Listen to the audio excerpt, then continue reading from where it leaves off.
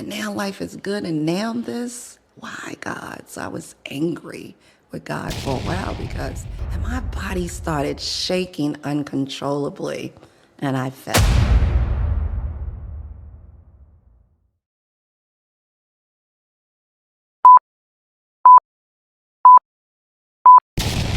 Welcome, welcome, welcome to the breakthrough to purpose, passion, and prosperity. Today, I have the movement. You don't understand what I'm saying. I have the movement of sexy, fit, and well here today. She's a movement all by herself. Let me say it again. She's a movement all by herself. And wait until you hear why. Hey, I have Candice Camille here. How are you, Candice? Absolutely fabulous. That's what I'm feeling today. Good. That's awesome. I'm glad you're feeling fabulous. You know, I always start out with my pet peeve. This is my thing. I have issues. I'm working on myself, though, I promise you. When's your birthday? January 7th.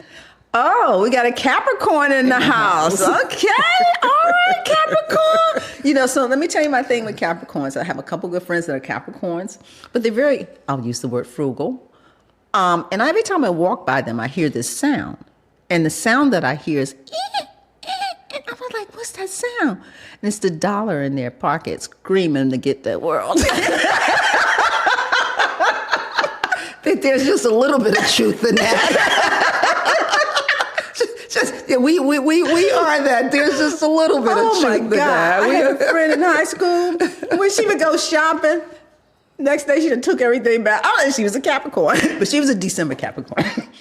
That's funny to me. So are you any of the traits of the Capricorn? You're the outspoken, the boldness, the brave, a little bit of the frugalness as I've gotten older, because I pretty much now, my needs and my wants are all together, so money is not an issue. One of the things I learned about it, it's a tool and it's meant to be spent, especially when you have it. So, and life is just too short to save it. So if have your affairs in order, the dollar that you're trying to hold on to ain't gonna make a bit of difference if you're sick or you dead. That's true. That's true. How would you describe Candice Camille? Who is she? Oh, so I often ask that question a lot of my clients without labels, without titles, and like, do we really know who you are? But for me, I do know that I'm energy. Okay. Yeah, I am this bold energy force that was put here to light a fire under other women. The light of fire. And how do you propose that you light fire under other women? By just giving you the message and how important it is to be well. And that for right now, especially Black women, we have these statistics that's over the top where we're pretty much out of order 7 and 10. 68% of us are obese, diabetic, hypertensive, high cholesterol, or depressed. So I need to light a fire up under you that you really do have the power to change your life. It is in your hands. You get to change your story based on your behavior. I received that 100%. So tell me your methodology of teaching that woman how to get back to health.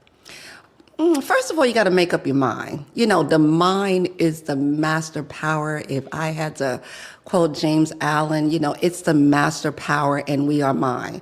You know, your mind will take your tools, your thoughts, and your will, you know, and it'll bring forth 1,000 joys or 1,000 ills. You think secret, it comes to pass. Your mind is that looking glass. What you think about, you really do bring about. So you really do, and that's a James Allen quote, but you really do have to change your mind. So when you think of it, I sort of create a mind diet for you. Mm-hmm. And that is when you think about mind in terms of an acronym, you have to have a method to change your mind. You have to be intentional to change your mind. And changing your mind should be non-negotiable. That's the N. The D, you got to be damn determined to get it done. It's something that you want. So that's pretty much what I create around my clients, a mind diet before I can change your body, because you can't get your body tight until you get your mind right. So we work on the mind. it's imperative, because if you don't change your mind, you just go back to your standard operating procedure. This is true. Modus operandi. Absolutely. So what is, like, for example, if I came to your class, what would be one of the first things that you would tell me to do so that I could really get my mindset straight to even go on the journey of health? Take a deep breath, then exhale. Get the girls up. Get the girls up. Stomach in. Stomach in. Squeeze the booty cheeks. Squeeze that. That's what I would tell you. It's just that simple. But form. So that's the form that we're going to work on. So when you come in, you have to take that deep breath, get your lungs ready, hold your chest up, shoulders back and down, stomach in, squeeze the booty cheeks. Now you're ready. Breathe. And then we get started. So that kind of reminds me of Pilates. They say that a lot in Pilates. When I Yes. go to Pilates, they say the same thing. It's the same across the board, no matter what form of exercise that you're working on. Yoga, Pilates, weightlifting, resistance training, aerobics, HIIT, it's all the same. How did you get into this? Now, the short story of it is that I'm a cancer conqueror. Okay. Been in remission for about 30 some odd years now.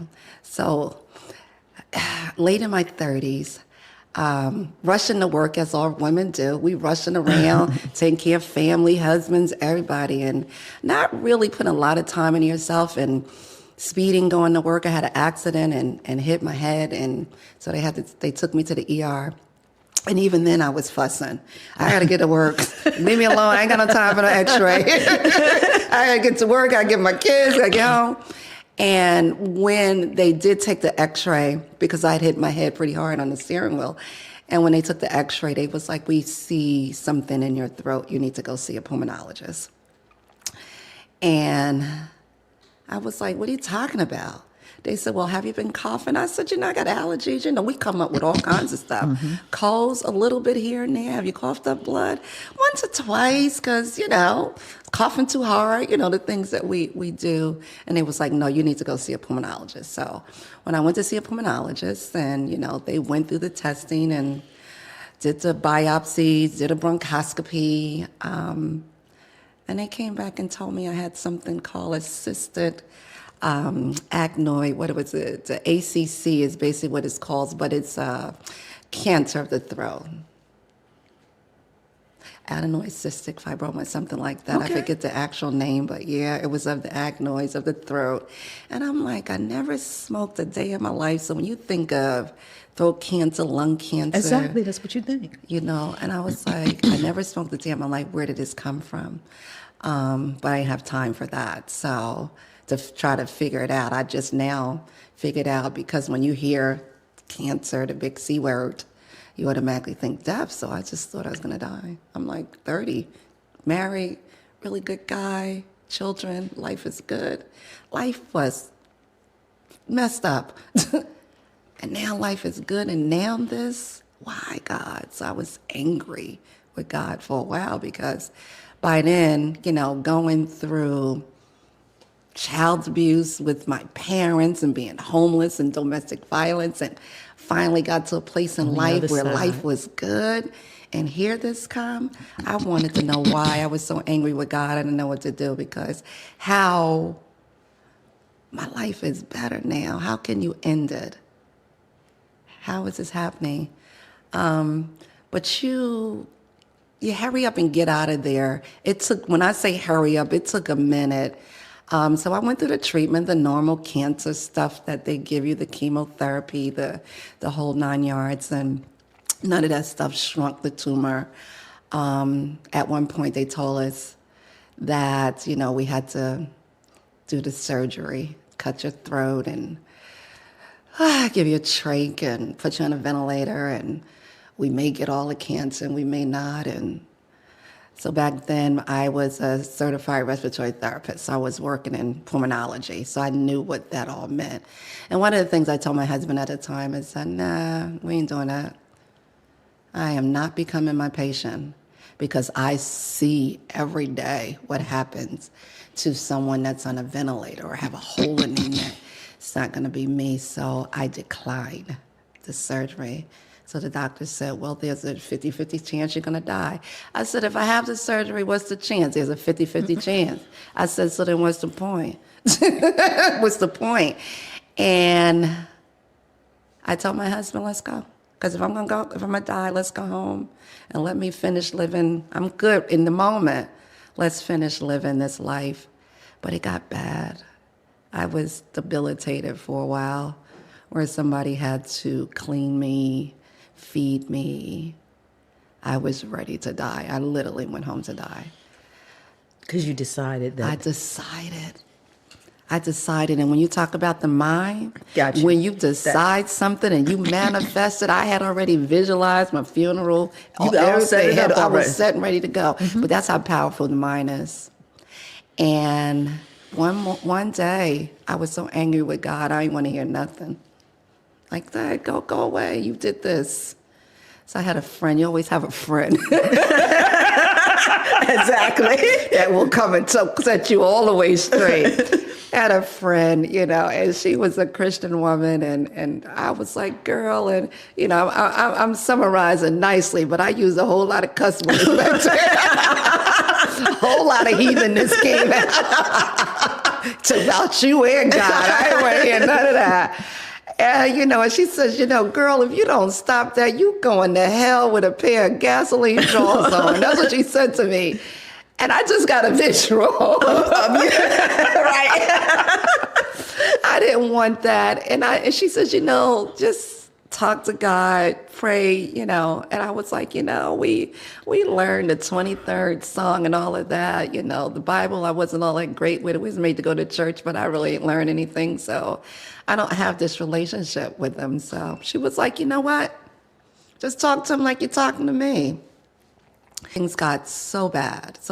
And I just said, okay, God, here's the deal, dude. And I said it just like that, I says, I want two things. I don't want to feel this pain anymore. So my girlfriend says that, you're a cool dude. Nice place, take me where you are, or either give me the strength to live, because I need to take care of my kids and my husband, because they were tiny. I didn't want them to go through me living like this. It was the reason why I didn't want the surgery. So right now is the time to either take me away or give me strength to move. And I just said, amen. That was my prayer that night. Woke back up like 3 seconds later and say, okay, Katrina said that. I need to say in Jesus' name, amen at the end. So let me complete the prayer. Let me complete. So I need you to do one of these two things. So either one. So again, you're looking for something. The next day I woke up, I thought I was dead in heaven. I was like, oh, he's a really cool dude. Took my bed, the whole 9 yards. He's cool. He's I'm laying up here with him. He took everything with it. But when I heard the birds outside, I realized I was still alive. And I was like, dude, come on. But here was the shift and the turn. That in that moment, like I said, someone who was always helping me, someone was there, had AIDS. And I turned to move and I fell on the floor. And oh my God, it hurt so good, because I haven't moved like that for months by myself. No changing. Somebody had to turn me, the whole 9 yards. And I fell on the floor and I screaming, because it did hurt, but it hurt so good. And my husband come running in the room and how you get down there? I said, God threw me on the floor. God threw me on the floor. And he thought, okay, the cancer done gone to her brain. She done lost it. He was like, baby, let me get you back up in the bed, right? And I was like, no, leave me on the floor. Because in that moment, what I understood about God, that we were taught God was this supernatural human on the outside of you. What I learned that night, that God was a spirit that you had to surrender to on the inside of you. So once I did that, that's when our relationship began. And I believed. I had faith. Not only did I believe and have faith, I know. I was like, I know I'm going to live now. Even for things were still bad because I couldn't move. I laid on that floor, tried to crawl and everything. After that, changed my mind. I wanted to live. And one of the things I know, especially, as I've gotten more deeper and deeper into this as a master trainer and even the relationship with God, is that there's faith, there's that hope, there's belief, there's the knowing, because when you know, you flow. But I now know the work that needs to be done. If you're not willing to do the work that comes after that, you won't change. You won't have that paradigm shift. So my work came in is that, okay, Candice, what do you know about the body? What do you know to do that's going to keep the body strong? I needed to move it, and I needed to eat really good food. Back then, there was no food to eat. I had Isocal. Today, they call it Ensure. Isocal. But I would literally drink Isocal, and throw it up. I would be over the toilet, drinking and throwing up, and say, one day it's going to stay down. And one day it did. And when the food starts staying down, I start crawling. I would get out to bed and crawl to the bathroom.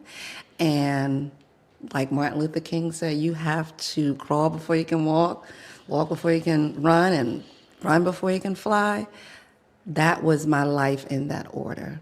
So now I'm flying because I crawled, I walked, I ran marathons. Now I'm flying in this movement to teach women how to just stay up, how to just stay. Because one of the things I learned about getting well, being well, staying well, it's not about starting, it's about staying. And one thing I got staying power, because I've been in this for almost 40 years, just staying. I have no reason to change anything, to do anything differently, because what I did then, what I'm doing now, it's the exact same thing on a different level, and it works. So your body's in love with you now. And I am madly in love with my body. When I tell you I'm having a love affair with myself, girl, it's deep. It's real deep. I receive that. Yes, absolutely. Yeah. Okay. And so that's wonderful, because that story alone can empower so many people that you work with. Yes. And you walk the walk, and you Yes. talk the talk. And still do. Now, and she says, I still do, with like a tone in her voice, because I got to put it out here. I have to put it out here. This woman can do a plank for 4 hours and 19 minutes. Not yet. 4 hours, 19 minutes, not yet. That's Okay. the record. The record I claim it. I'm putting it out there. She will do receive it it. for 4 hours and 20 minutes. Okay, that she can do it more than 1 minute. It's amazing. But 4 hours, you people don't hear me. Tell us about that journey to how you decided you were going to compete for the world record of me. No, that again, just like everything else, you create your own domino effects in life, and competing is a domino effect of me starting to change my body out of depression. So again, these stories, even from the cancer and going back, I lost my husband, and holidays were just hard, without him. So around the holidays, I just would either go on a trip somewhere, because that's what we did, or get in my car and decide if I'm going north, south, east, or west, and just drive. And this one particular year, 2015, it was just a challenging time of missing my husband really bad around the holidays. And in November, I did this 30-day running challenge. I'm going to run every day for 30 days. And I did that. What was the lesson? It was something I had to force myself to do. But after the 30-day challenge and I did it, I'm like, okay, I still feel the same. Like, it didn't change anything. I did it. And that's a lot of thing about challenges. We do challenges. We're supposed to do challenges to change something. But if you don't receive the change, it was a waste of time. And I thought, in that moment, because of what I was thinking, it was a waste of time. Because I'm a marathoner, so I know I can run. So I was like, but I wasn't getting up doing it. So let me just say I'm going to do it for 30 days and see what happens. And I went right back to not feeling good. I wanted my husband still around Christmas, New Year's, the whole 9 yards. And I just stayed in the bed, covers over my head. And sometimes you ask yourself, you got to do better than this. Who can help you? Because, you get isolated, so you don't talk to anybody anymore. And that's what we do. Have problems, I don't think anybody can help you. Then I had got to a point I was sick of hearing myself whine. So I just stayed in the bed. Right. I barely washed up, brushed my teeth. I only went to pee because the body was doing what it did. Other than that, I didn't eat hardly. And one day I just, again, I was like, okay, well, let me go to this dude, right? And I was like, all right, God, your turn again. He's like, I'm so glad to have you back. And it's something when you get in a crisis, you're like, okay, God, come on through, right? Right. And I heard this voice, and I used to think people is crazy until I started going through this, and they heard the voice of God and talking to him, like, God, get out of my face with that crap. But I heard a voice, and it just said, get up, and it wasn't me. I was the only one in the house. So I know I'm going crazy talking to myself. But I got up to pray, because that's what I heard, like, get up. We're taught, get on our knees to pray. Get up and pray. Talk to me. That's what I heard. Just talk to me. Get up and talk to me. So I get up out of the bed, and I get on my knees and pray, and I hear God say, lay down. I was like, you tell me to get up. You tell me, so my solace mind start going wacko, right? I'm arguing with you, right? I get up, get down, whatever. So I was like, okay, so he wants me to lay prostrate before him, so he's going to lay on the floor. All right, let's get down and pray. And once I get down and I'm laying down, and I was like, okay, God, just get me through this. This has been 12 years now. Why am I still feeling like this, right? And he says, get up. So I was done. I was like, get up, get down. This don't make sense. Get up. And so again, by then, I was still into wellness, was into the wellness industry. So I just literally got myself up in plank. And the funniest thing happened. I don't know, it's funny what it was, but I felt this evolution of what I still couldn't tell you what it is that went around my body because I was elevated. So there's something to elevation. When you are depressed, there is something to elevation. I can't quite tell you what it is, but it was almost as if when I raised myself off the floor, and it was only for seconds because I was bodily in bad shape. So within that maybe 15 seconds, I just felt something, air, light, whatever, just go around me. And my body started shaking uncontrollably, and I fell. But in that moment, I got up, I took a shower, got back in the bed. I don't want nobody to think it ain't turned around because I got up and did no playing. Got back in the bed, pulled the covers over my head. But just like that 30-day running challenge, it was something to get up to do. I now had a purpose.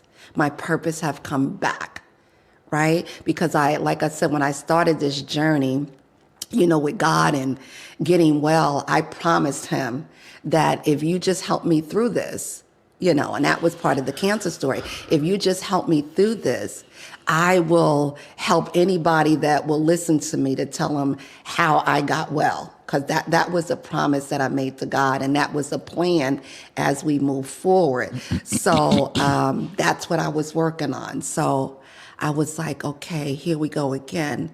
So when I got up the next day, the promise, the plan, the purpose had materialized. So my purpose was to get up every single day, raise my body off the floor, and wait for it to shake, because change came in that moment of shaking.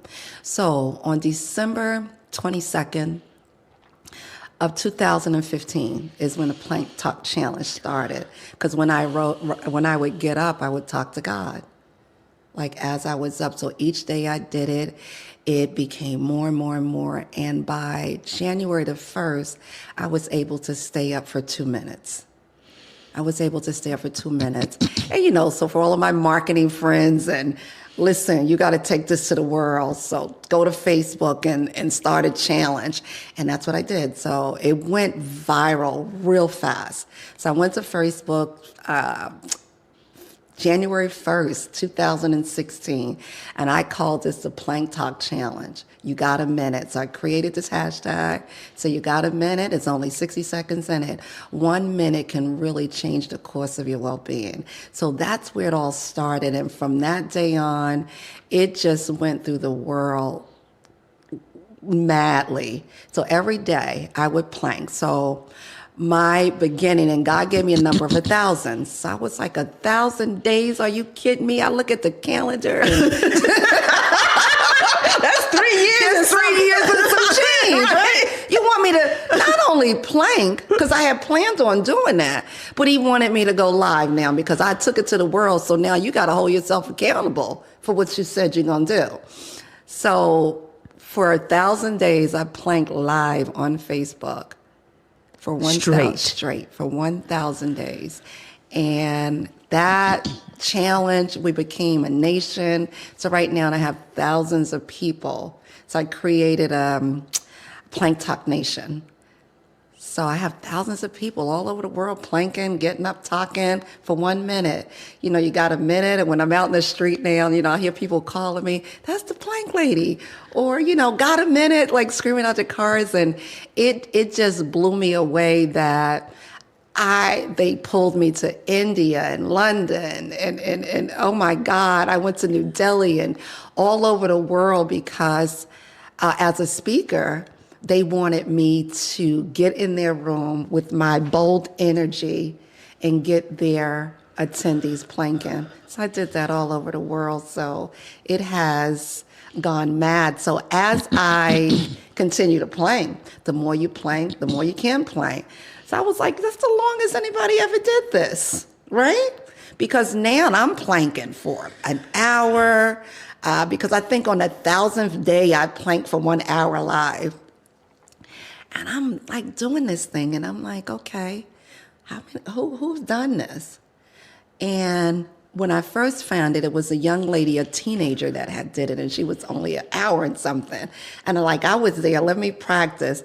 I went back, and here Gina started, that's her name. Where the hell is 4 hours come from? So then I says, okay, I want to be in this book, because when I did the research on it, it definitely wasn't any black women, wasn't even black people, period, no African Americans. It was either in China. There's a veteran that was here that did it for 10 hours. The dudes is on a whole nother level. 10 hours? The dudes is on a whole nother level. 10 hours? 10 hours. That's the challenge. You for hear that, me. Sam? You only got 10 hours. 10 hours. That's all you got to do is 10 hours, right? But anyway, so I just started, I started training. So I started, really researching what is it that I had to do in order to plank. And what I found out basically just is the same way we started it. You just got to make up your mind, and the rest will follow, because your body will do what your mind tell it to do. So I tell my body, listen, we're doing this, and we're going to do this every day. What do I need to do? But this is where the other part of the program comes in, that I had to teach myself to do in order to get into tip-top shape. There's a method. There's that methodology. Okay, so I had a message. I created the movement. So I now needed a methodology in order to get there. So I create a method so I can plank, so I can plank as long as I can. It's practice. Okay, so that's an amazing story. So I want to come a couple of things that I thought about as I'm listening to you. So first, you told us about your journey to getting through cancer. How did you go to remission? Like, what happened for that? Oh, so again, and this is my personal, because I tell anybody, wellness is personal. Okay. So when you make your decision as to what you have to do, it is truly your decision and yours alone.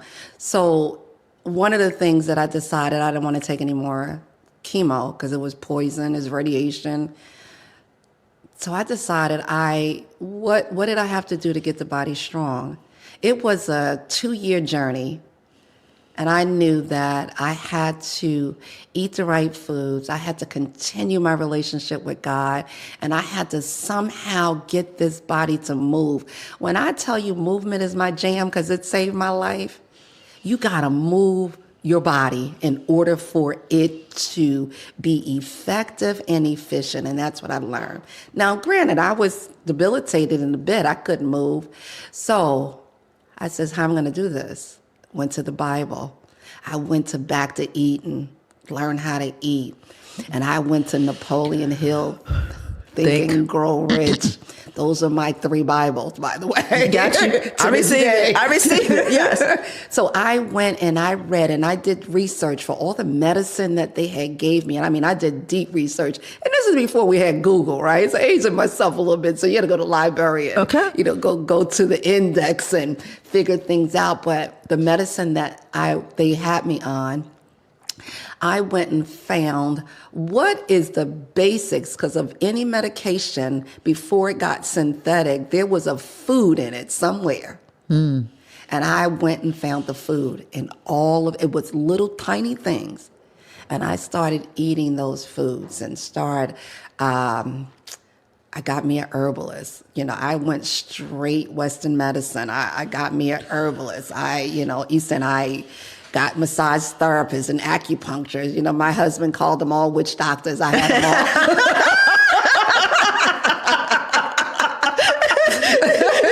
You got a witch doctor. Witch doctor for everything, right? Listen, come rub my body, oil me, give me herbs, give me food that I needed. And the more that I nourish my body, and one of the things about what I say about food, so as a certified nutritionist now, I can honestly say to you that food is information. We think food is fuel. It's information before it's fuel. See, because you got to learn how to talk to your body, especially when you're having a love affair with it. You got to know exactly what it needs. So I needed to understand what information, how did I have to communicate through these foods to give my body to say I needed to turn this thing around. I needed to turn this thing around. What supplements did I have to take? So we figured all of that out, me and all my witch doctors. Receive it. All right, W.D. Crook. Goodness, man, naturopath, all of it. I'm with you. I'm for all of it. Okay. Still to this day. And started to learn how to eat. And once I started eating, you get strength. Because the only way to get strength is to nourish your body, because that's what we feed off her. By then, I had no muscles. They were flaccid, So now I'm eating.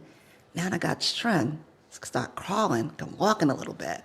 My husband was scared, though. He really was, but he still had to work. And I thank God we were financially okay to be able to do these things, because some of us are not. So talk about a blessing there. Absolutely. Because, of course, our insurance is not going to pay the witch doctor. Absolutely. So. Absolutely. We don't believe in that. Yes, it's not part of our capital program. There you go. And so I was blessed to have it, to be able to do it. So got better and started moving, and I would tell my aide, my husband would tell the aide that was taking care of me at the time, and, make sure she okay, make sure she rests, because we have been brainwashed to believe when we sick, we need to rest. But if you're sleeping 8 hours a day, your body rests and rejuvenating. After that, it's time to get the hell up. Right. Get up. Don't just lay there and die. Because you need the movement. You need the movement to live. If you're laying there, you're dying. If you don't get up, you're not living. So that's what my brain. So that goes back to my grandmother. Girl, get up, move, So as a little kid, go play, So I used to tell my aide, get me up. Get me to the park. She's like, I said, if you tell my husband, I'll have him fire you. If you tell him, you get fired. As long as you let me get me out, take me out. She was like, well, ma'am, I don't have a car. I said, call a cab. Got to know this cab driver. Basil was his name. Oh, my God. He came every day and picked me up. And I remember when he first saw me, he was like, are we going to the hospital? I said, no, take me to the park. And I would walk 2 or 3 steps. I would crawl a little bit more. There was a park in Newark, New Jersey, Weequahic Park, and that was the one that I would go to.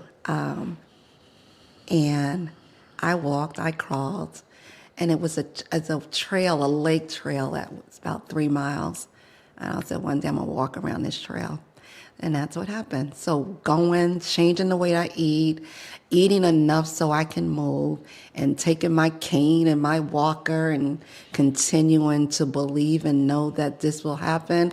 And that's when you talk about changing your mind. So that was the method back then, eat better foods, get up and move, take your walker. If you can't walk, crawl. And I would literally crawl up the hill. My aide thought I was crazy.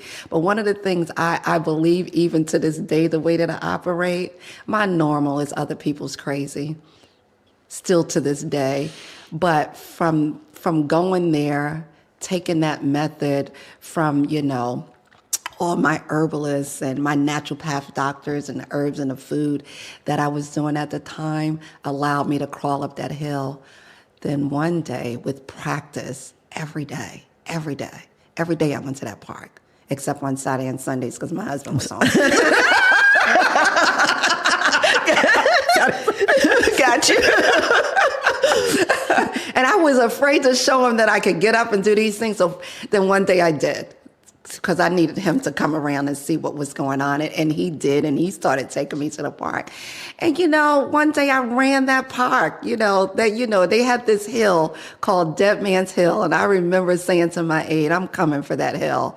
And I ran that park every day for years, because that where my power was.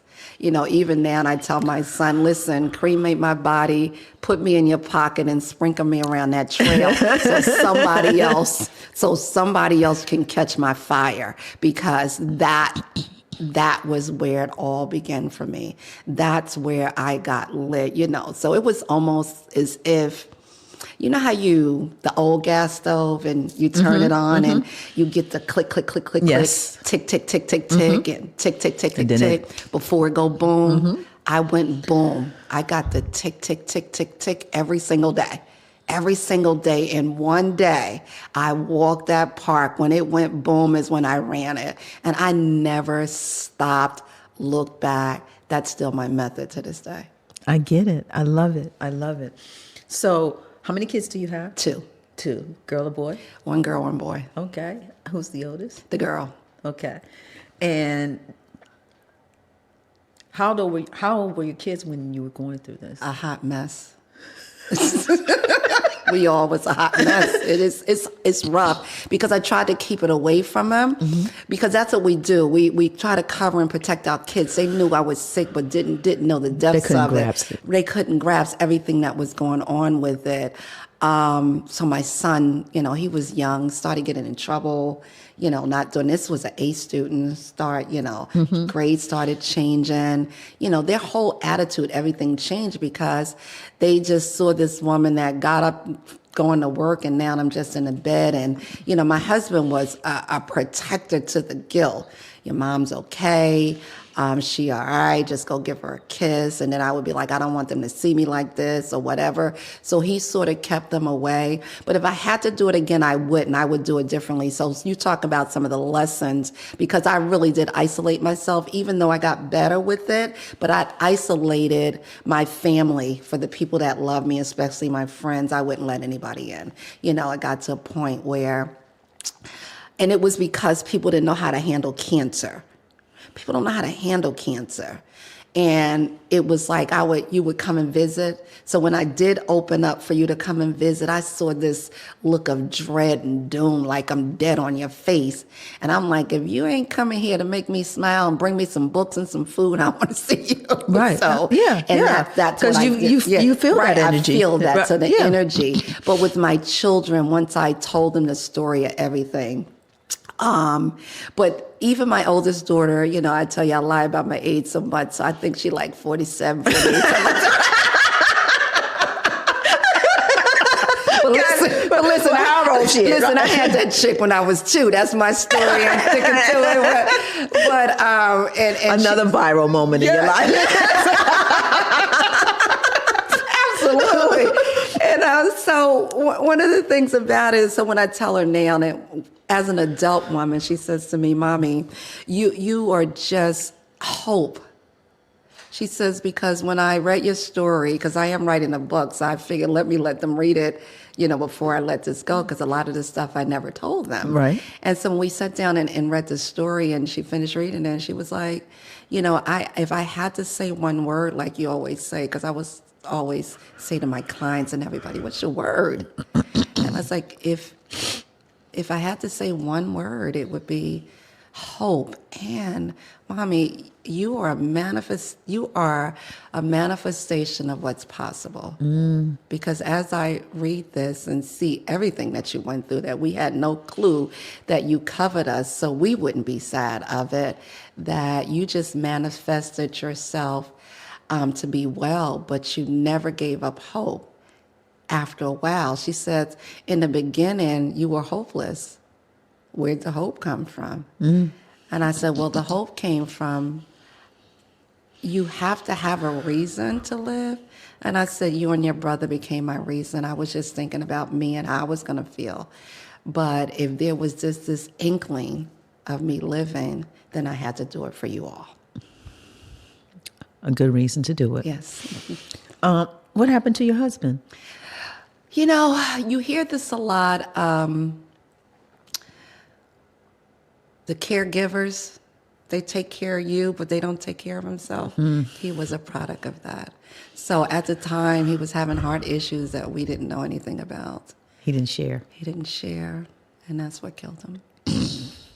Because he didn't take care of himself. He didn't go to the doctor. And when the turnaround came and I got well and I found out it was his heart. And he was Honduranian, so he had an infection. He had a heart issue, and he went to Honduras to visit his mom, and he got bitten by a horsefly that was infected. And that was it, because the infection went straight to his heart that was in trouble anyway, and he didn't make it out. I'm sorry. Yeah, he was a good dude. He was the dude that, when I tell you, like my backstory from the abuse and everything, he was the dude that taught me how to fall in love with myself. Yeah, so that's where the self-love and everything came from long before I even got sick. So it's easy to have this love affair with myself, because he was like, I'm in love with your soul. Why aren't you? So, and that was the day, I began to really go deep. Like, what is this soul thing everybody talking about? So, so I'm in love with me and my soul. What's your perspective on soul now in terms of, and I ask that question because this is my theory and my belief with God is that, we all are interconnected in some shape or form because we're all energy, right? And I believe that on the other side, I don't believe that this is my only life. And I believe on the other side that we all make spiritual contracts because we come here to learn something so that we can evolve to be our best selves. And so the soul to soul connection, maybe you and him had a spiritual contract that he was going to make sure that you would be okay. I believe that to my core. So you start talking about the core, this is a whole nother thing, right? Right. I mean, deep down to my core. And I know that we are all interconnected no matter what, because even when you think about, one of my questions I have for myself is that, what was the difference between your spirit and your soul? And there is a difference. It's so, your spirit is that flame.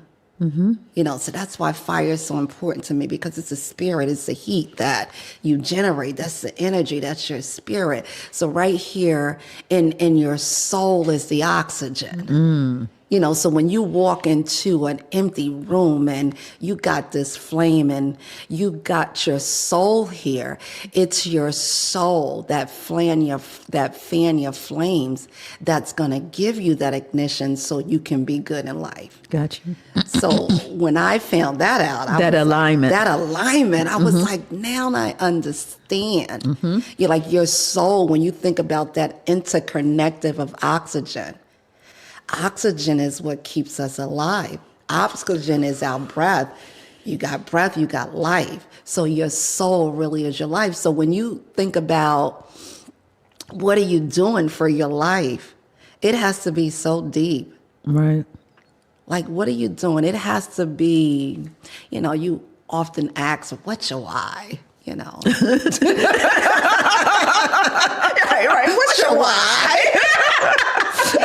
Exactly. And see, here the wellologists come. It's like, I want to know the why beneath the why. Oh, absolutely. Because that's the cellular level.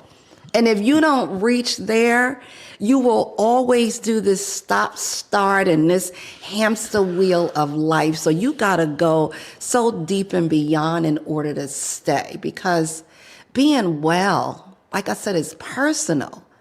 But being well is not about starting something. It's not about doing something. It's about being and staying. Being and staying.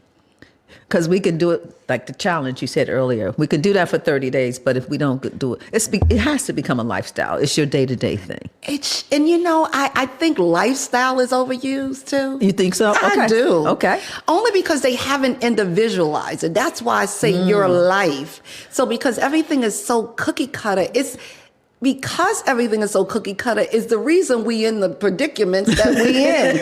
Everybody trying to be the same person, do the same thing. Instead of being their authentic self. Instead of being their naked self. That's how I get to it. Because when you naked, it's just you. It's just you and all your glory. So at the end of the day, that's what you need to really tap into when you're talking about your life. Like, what's your uniqueness in your life, because we're all uniquely different. And I often say, people will say, how do you get in the shape like you're in? I want your muscles, your sort of back, you would understand. Okay, girl. And I would be like, no, ma'am. I works for this. I says, but you can be the highest version of yourself if you are willing to do the work. I say, are you willing to do the work at the level at which you want results? So if you're willing to do that, you and I, we can work. And that's how it all starts. Because you got to be willing to show up and do what's necessary to get your results. See, often people say they're ready, but they ain't ready. You're right. You ain't ready, because I would say to you, Tanya, okay, what result you want? Okay, then I would ask you why. And then I was like, well, what are you willing to do to get there? A plane. Okay, I'm sorry. Wait. Listen, a plank, yes. So, and a plank will get you there. And I'll be like, okay, so let's do it. Because I'm known to plank anywhere and anything and at any time. It don't matter, right? But the thing about it is that that's what you have to be willing to change. Or if you say you want better, one of my models is better is always available, but you have to figure it out. You have to create a method to better. Better just not going to knock on your door. It's something that you really, really have to want. I was speaking yesterday at another seminar, and one of the things I say to them, a pastor told me a long time ago, people beg for what they need and beg for what they need and buy what they want. And I thought that was so, I was like, there's some truth in that. Because at the end of the day, when it comes to really doing what's necessary to be well, It's some changing that has to take place. It's a mindset change. I mean, even from something so simple as our cars, we take better cares of our cars than we do our body. We put better gas in our car than we put food in our body. We do what's necessary. If I say to one of my clients, my sneakers cost $150, I change them every 3 months. And she was like, well, I'm not doing it. I was like, but you just spent $1,300 on 4 tires. I don't understand. So why? And the feet carry. And the feet is going to carry you. Like, this is your life. That car, you're going to change it.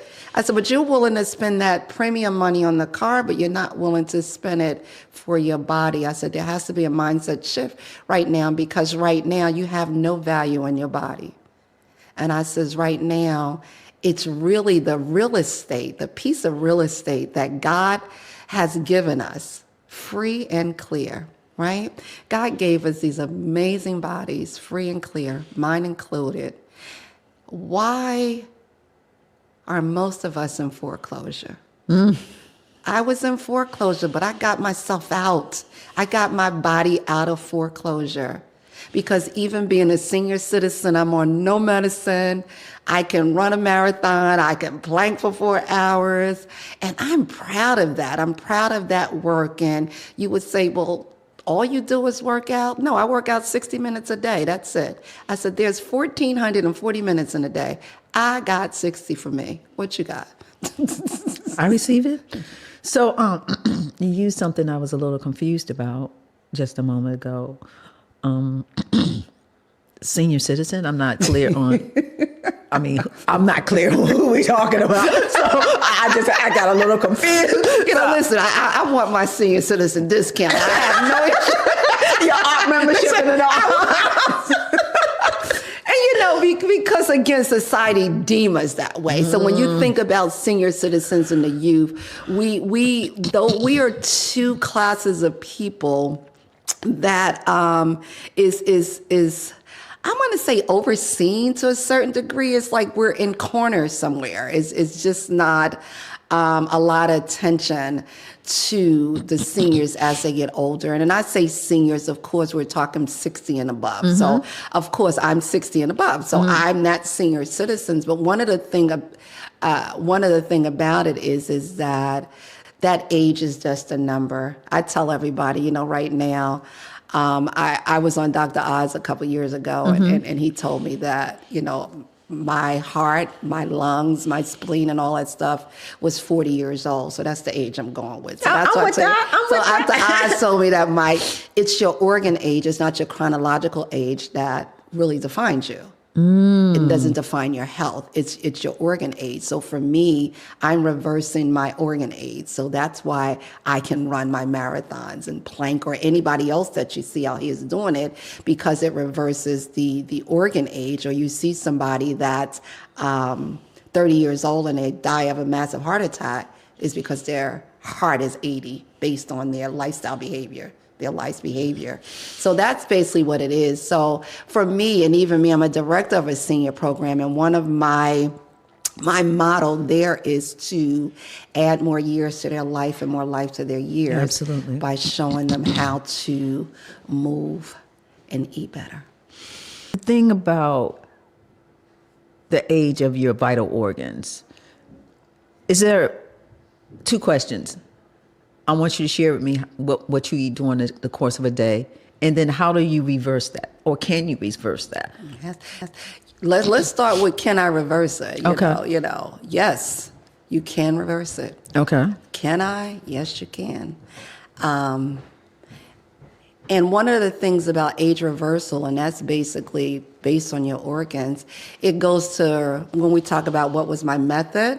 My method that I would teach all my clients is something I call meshing. Once you make up your mind and you go through what method I have to do, and you get intentional and you become non-negotiable about your health, and you make this determination you're going to do it, now I take you over to mesh. I've been meshing for a long time. And what meshing means is this, like the M stands for movement. You got to move daily. The E stands for eat well daily. The S stands for sleep a lot daily. The 8 stands for hydration. hydrate a lot daily. So we create that program. So for just about 40 years or so, 30, almost a little over, close to 40 years, I've been moving every day. It has not been a day since I got well that I have not exercised. Gotcha. Movement is my jam. You know, it's my power. When you talk about your superpower, movement, consistency is my superpower. I know it's something just like I gotta breathe, I gotta move. Eating well, you know, eat the rainbow. You know, you got to eat something green. You got to be colorful with your foods. For most of us, especially in America, we got this sad diet, standard American diet. I call it sad. That's a sad diet because most of it is beige and white. And listen, if you're eating beige and white, it ain't right. Period. All right. Okay. Period. Yeah. So eating, you know, sleeping, it's underrated. Because that's where our body rejuvenate and, you know, shed old stuff and new stuff, get our mind together, you know. Clarity comes with rest. If you ain't How many hours of sleep on average do you do? Oh, 8 to 9. Oh, yeah, 8 to 9. Listen, you can't get me after 8 o'clock. It's a wrap. Listen, I make no bones about it. You said, I'm in bed. Apologize. Good night. Good night. Listen, for most people that know me, it's be like, listen, we know she ain't answering. At 8 o'clock, you in the bed? In the bed, because I hit the floor 4:30 every morning. Without fail, because that's my time. Because I start training at 6 a.m. other people. So 4:30 is I got my time. So I get up, I do what I have to do. But if you're one of the ones that be text me at 9 o'clock, at 4:30 I get you back. Because you in bed. Because when I get up, I get your checks, right? And they was like, so my friends will call me like, we're trying to catch you before you go to bed, because they know, because I train and I have to be in front of the camera, right, just like this, at 6 a.m. ready to roll, because I have a live online gym now, whereas before the pandemic, I had a actual brick and mortar. Right. Since the pandemic, I went online. And so I'm online teaching every single day. So I have to have every single day. 7 days a week. No.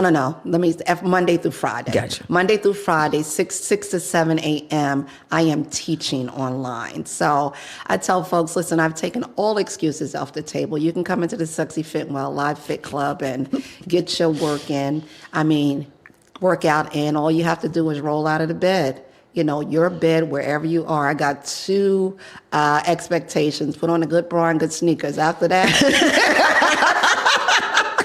right. It's a woman's You only got to put panties on. I know. You don't need nothing else, and that's your thing. I can't see you. But the thing is, you can see me. Right. So I have to be camera ready, but we work on every part of the body from the top of your ears, because that's where your trap muscles run to your ankles. So especially, again, as we age, we need this resistant training. We need this weight training. We need this body weight training. We need functional fitness that allows us to put our pants on, reach over, get something out the closet just to be functional, get in the car. So you want to know how many seniors can't get in the bathtub because they can't get out? You know, so having that upper body weight to be able to function in life. You know, I've had clients where, working in the hospital, because that's my background, where we've had patients that, you know, sat on the toilet and couldn't get up and all that kind of things. Or I would see older women when I was younger, and I would be like, God, I don't want to be a bent over lady, right? What can I do? So all of these things is one of my fears. I got 2 fears in life. I don't want to be a bent over lady, and I don't want to be a burden to anybody. So in order not to do that, I have to mesh. That means I got to move every day. I got to eat right. I got to sleep my 7 to 9 hours a day. And I drink 90 ounces of water a day, but you should at least be drinking 64 ounces of water a day. I receive it. Yeah. So what's your breakfast? Is it a smoothie or something like that? No, I eat. I'm greedy. I Okay. This morning I have some eggs, some pancakes. Wait a minute, I eat. Because and this is the misconception. First of all, you can't take a food group out or minimize what you're eating because, again, we're talking about nourishing your vital organs. You start taking stuff away, you're going to have trouble, skin trouble, hair trouble, teeth trouble, all kinds of troubles if you're not giving your body the supplementation that it needs via nutrition. So I eat carbohydrates, protein, and fats with every meal. When you take one of those are considered the macronutrients. When you take those out, is the reason why so many people lose weight, gain weight. Now, losing weight is science, meaning that if you go below 1,000 calories a day, you starving yourself, you're going to lose weight. That's just science. But as soon as your mind is going to make you eat some more. So as soon as you go back to your normal way of eating, they're going to gain it back. So, but if you just maintain the nutritional groups that you need, we need carbohydrates. Without them, you have no energy. You need protein. Without protein, you're going to be so sluggish. You need fat if you want to get rid of fat. So let me ask this. I'm sure you are. Are you familiar with the blood type diet? Yes. Do you think there's some, based on what you're saying, I don't see the alignment. Do you know what I mean? Because there's some like A blood types, O blood types, you should eat this, that whole. But all of that is just making you do something. Is there any validity to it? I can't say yay or nay. Okay. Because at the end of the day, when I think about what's my blood type, when I went and looked into it, it tells you to eat the same thing you're supposed to be eating to be healthy. Now, all of our body and our DNAs are a little differently. So again, when you listen to your body, yeah. When you are aware, when you are aware and tuned with your body, you know exactly what it's going to take, what it need, and do it. So if you are lactose intolerant, you cannot have lactose, So listen to your body. If for me, I'm a flexitarian, that means I eat what I want according to the way my body feel. So I don't eat meat and red meat because it's too heavy for me. I like to run. I like to be light. Meat is heavy. It's something that stays in your system for a long time. So the way that I operate and move, that won't work for me. So again, knowing what you eat and how your body feeling. So if you're even if you're eating some of the shade vegetables and stuff, if you got celiac disease and all the things that it is what's going on with your body is going to tell you it's an amazing tool. You can read the books, you can do the research. That's all good. I'm the baddest outside coach there is, but you got a better inside coach. And that's your body telling you exactly what it is that you need. The question I would say to you, are you listening? I received that. So I got to ask this question because it happened to be called Breakthrough to Purpose, Passion. Are you living in your purpose? Yes, it came. We always looking for our purpose, but you can't find it. It's just going to come. It's gonna come. When you talk about the light, like even sitting here talking about, meals, mindset, movement makes my ears burn. I got you. So when something makes you feel like that, it becomes your purpose. Again, this was, like I said, when I think way back then when I was sick in the cancer, this was a promise that I made to God, turned into a plan, became my passion. Then the purpose showed up. Because now understanding your purpose is how are you going to serve other people? How are you going to help somebody else with what you know, what you learn, that's going to get them to their best next? Not the next best, to their best next. Because that's what being well is all about. My job is to get you where you can't take yourself, when it comes to health, but to give you the tools and all the wellness. I call them my wellness pills. All the wellness. You want to take a pill? Come take some of these wellness pills. Because I tell my clients everything. Why is it okay with you that you rather take 2 prescribed pills than to take 2 stairs? Am I supposed to answer? Was that rhetorical? No, it's not I receive it. Because why is it okay? Like if the diabetics, the high cholesterol and the hypertension, we're taking 1 or 2 pills a day, but you don't want to walk up the stairs.